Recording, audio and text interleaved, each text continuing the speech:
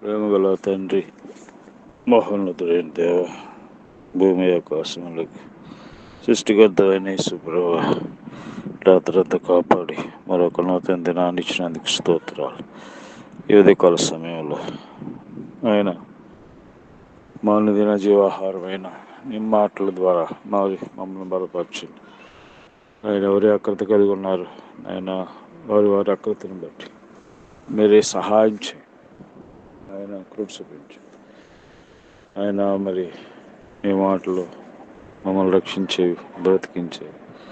అటువంటి మాటలను మాకు ప్రసాదించమని యేసు నామములో ప్రార్థిస్తున్నాం తండ్రి, ఆమేన్. కుమ్మరి ఓ కుమ్మరి, జగదుత్పత్తి దారి,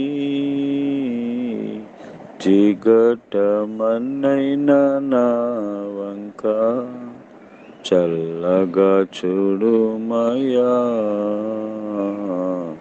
చల్లగా చూడుమయ్యా.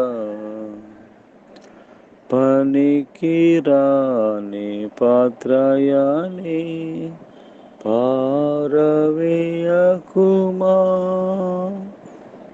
నిండి పొల్లు పాత్రగా చేసి నింపుము ఎల్లప్పుడూ. సువార్తలోని పాత్రలన్నీ స్వామి యేసున్ పొగడుచుండా, సాక్షిగా నుండు పాత్రగా చేసి సకలంబులసగు తండ్రి, సకలంబులసగు తండ్రి. కుమ్మరి ఓ కుమ్మరి, జగదుత్పత్తి దారి, జిగటమన్నైన నా వంక చల్లగా చూడుమయ్యా, చల్లగా చూడుమయ్యా. రూపులేని పాత్ర నేను, త్రోసివేయకుమా, రూపంబునిస్తే హస్తంబు రూపునీయుమా, వక్రతనంత రూపుమాపి సరిచేసి వాడుమయ్యా. యజమానుని సేవలో అర్హమైన పాత్రగా వాడుమయ్యా, పాత్రగా వాడుమయ్యా. కుమ్మరి ఓ కుమ్మరి, జగదుత్పత్తి దారి, జిగటమన్నైన నా వంక చల్లగా చూడుమయ్యా, చల్లగా చూడుమయ్యా. దేవుని పరిశుద్ధ గ్రంథం నుండి ఈ దినము దేవుడు మన కొరకు సిద్ధపరిచిన వాక్య భాగము ఇర్మియా గ్రంథం 18వ అధ్యాయం 6వ వచనంలో, ఇశ్రాయేలు వారలారా, ఈ కుమ్మరి మట్టికి చేసినట్లు నేను మీకు చేయలేనా? ఇదే యెహోవాకు. జిగటమన్ను కుమ్మరి చేతిలో ఉన్నట్టుగా ఇశ్రాయేలు వారలారా, మీరు నా చేతిలో ఉన్నారు. ఇశ్రాయేలు ప్రజలు మరి పాపం చేసి దేవునికి దూరం అయిపోయిన ప్రజలు ఆయన దగ్గరికి వస్తే దేవుడు వాళ్ళకి మంచి భవిష్యత్తు ఇస్తానని కుమ్మరి చేతిలో కుండ పగిలిపోయినప్పుడు అది పగిలిపోయిందని దాన్ని పారవేయకుండా కుమ్మరి ఏ విధంగా మరి దాన్ని తీసుకుని మరో పాత్రగా చేశాడు, అలాగే ఇశ్రాయేల్ ప్రజలను కూడా దేవుని దగ్గరికి వచ్చినప్పుడు, ఆయన చేతుల్లోకి వచ్చినప్పుడు ఆయన వారి జీవితాలను బాగు చేస్తాడని, మరి వారికి మంచి భవిష్యత్తుని దేవుడు ఇస్తాడని దేవుడు జ్ఞాపకం చేస్తూ ఉన్నాడు. కుమ్మరి చేతిలో పట్టి ఉండగా కుమ్మరి ఈ విధంగా మరి యుక్తమైనట్టుగా మరి ఒక పాత్ర చేశాడు. అలాగే నేను కూడా మీకు మంచి జీవితం ఇస్తానన్నాడు. కాబట్టి మనం దేవుని చేతిలో ఉంటే మరి మనకి ఏం జరుగుతుంది? అని మనం ఆలోచిస్తే మొట్టమొదటిగా కీర్తన గ్రంథం 16వ అధ్యాయంలో దేవుని చేతిలో మనం ఉన్నప్పుడు మనకి ఏం జరుగుతుందని ఆలోచన చేస్తే 16వ అధ్యాయము 11వ వచనంలో జీవమార్గం నీవు నాకు తెలియజేసేదవు, నీ సన్నిధిని సంపూర్ణ సంతోషం కలదు, నీ కుడి చేతిలో నిత్యము సుఖములు కలవు.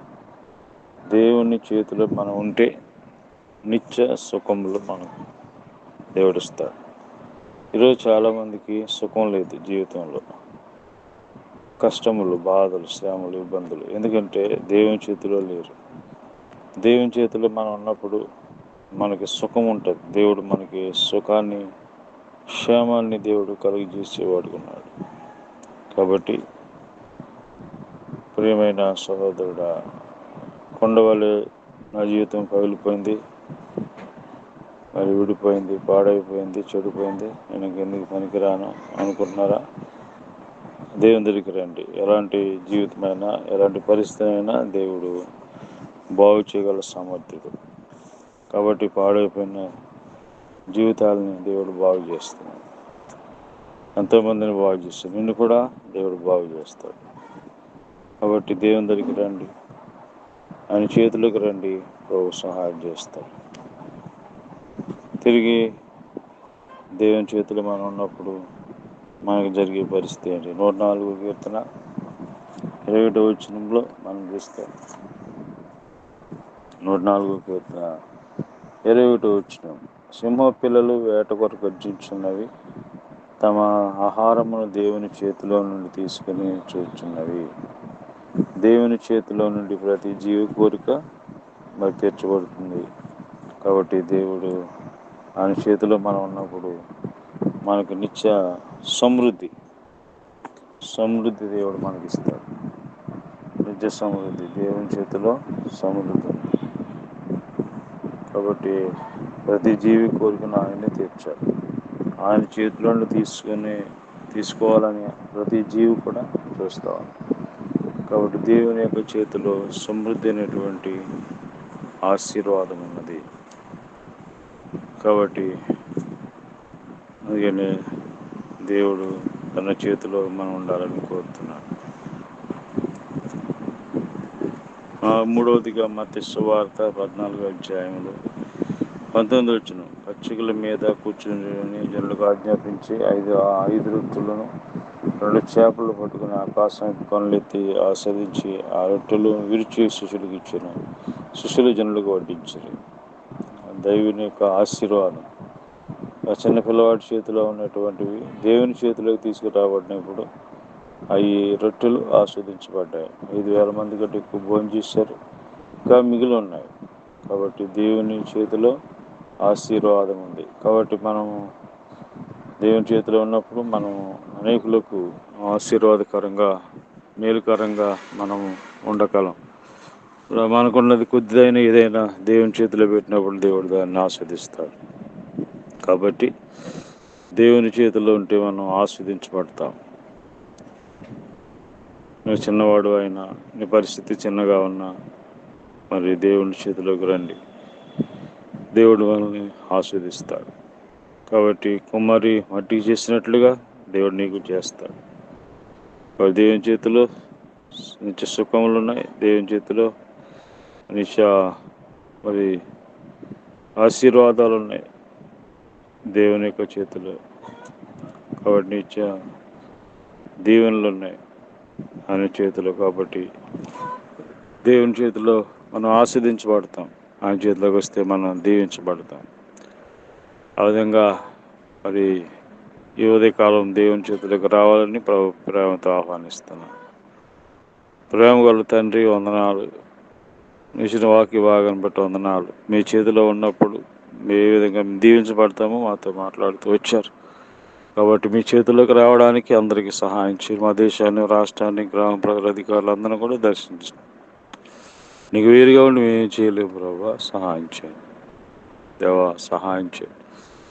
ఎన్నో కుటుంబాలు, ఎంతమంది జీవితాలు విడిపోయి పాడైపోయాయి. కాబట్టి వారందరూ నీ చేతులకు రావడానికి, వారి జీవితాలను బాగుపరచుకోవడానికి సహాయం చేయండి. రోగులను స్వస్థపరచుందో దేశంలో ఉన్న కాపాడు. ఈ విధంగా తండ్రి చదువుకున్న వాళ్ళు జ్ఞాపకం చేసుకుని, హాస్టల్లో ఉన్న వాళ్ళు జ్ఞాపకం చేసుకుని దేవా ఈ రోజు అంతా నీ సహాయం చేయండి. ఎంతోమంది జ్వరాలతో బాధపడుతున్నారు, మీరే వారందరినీ స్వస్థపరచండి, సంపూర్ణ ఆరోగ్యం దయచేయండి. నేను సహాయం చేయమని ఈ దినమందు మీరే తోడుగా ఉండమని యేసు నామములో ప్రార్థిస్తున్నాను తండ్రి, ఆమేన్. తండ్రి అయిన దేవుని ప్రేమ, ప్రభువైన యేసుక్రీస్తు వారి కృప, పరిశుద్ధాత్మ సహవాసం ఈ రోజంతా మన తోడయండి, కాపాడును గాక. ఆమేన్.